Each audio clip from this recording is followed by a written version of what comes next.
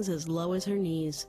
Since separating from her husband 2 years ago, Lisa and her 19-year-old son, Nick, have lived alone in a small 2-bedroom house in North Carolina, in which she's a prisoner. A self-confessed food addict, she is trapped by something which she finds impossible to control. There's a lot of mixed emotions. I'm no different because I've given up my health for food. My name is Shayla. I'm 32 years old and I'm addicted to my breast.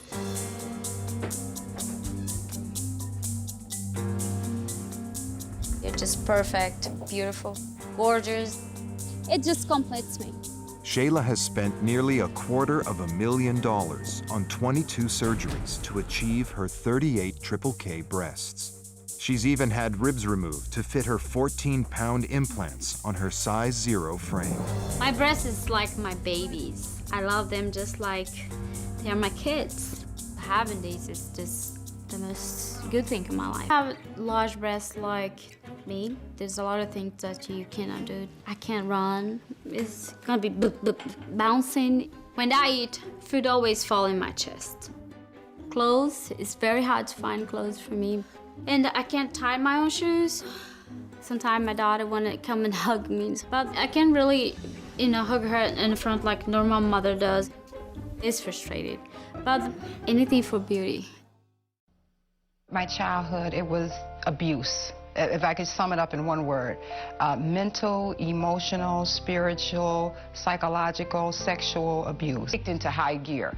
I had been smoking marijuana, drinking alcohol, occasionally snorting cocaine, but it only lasted for 3 minutes. And it cost $25 to feel like that for 3 minutes. I stopped paying bills, all of my money started going to cocaine. The addiction got so bad till I went back to Detroit, and that's when I got introduced to the crack cocaine subculture.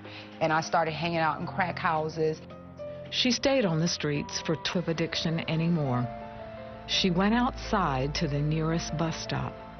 But I had no plans to get on a bus. I was going to commit suicide. I was timing my leap into the street. I was just real resigned in my spirit. I had made up my mind, I can't live like this anymore. And a man was walking behind me, and he stopped. I didn't see him until he said something. That's what made me turn around and look at him. He said, "Don't you dare." And I turned around, he said, "Don't you dare give up." And I believe that man was an angel. I don't know if he was or if he just somebody God used right then and that point, because I was getting ready to leave here. And I'm like, wow, you mean like there's a God out there that cares whether or not a prostitute, crack addict is getting ready to take her life? It was the only thing I had known. It's the only thing I knew at that time up to that point that took away that the feeling of loneliness and that I was different. Really didn't want to let go. I was afraid to. He had looks to die for, a hunky male model with a totally ripped body, a six-pack with bulging muscles, and Hollywood good looks. It's frightening to imagine that this is the same man today. I have no body fat, basically. Frail and emaciated, virtually skin and bones. His skin is paper thin. It's ravaged my body.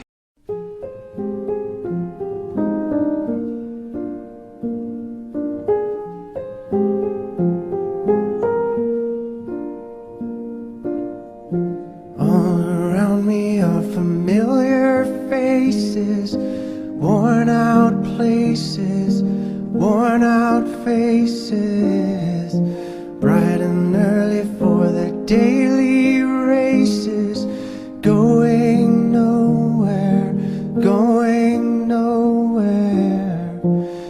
Their tears are filling up their glasses, no expression, no expression. Hide my head, I wanna drown my sorrow. No tomorrow, no tomorrow. And I find it kinda funny, I find it kinda sad. The dreams in which I'm dying are the best I've ever had. I find it hard to tell you, I find it hard to take. When people run in circles, it's a very, very bad